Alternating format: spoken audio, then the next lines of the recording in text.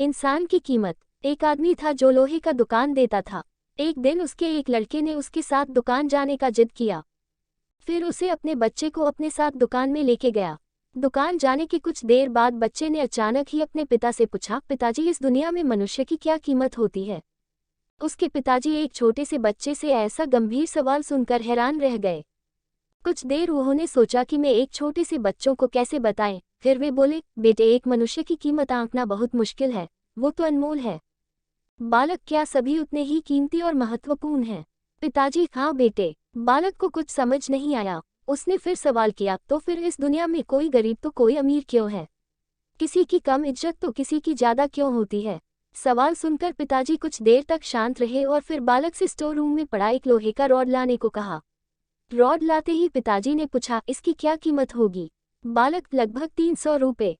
पिताजी, अगर मैं इसके बहुत से छोटे छोटे कील बना दूं, तो इसकी कीमत क्या हो जाएगी? बालक कुछ देर सोचकर बोला, तब तो ये और महंगा बिकेगा, लगभग 1000 रुपए का।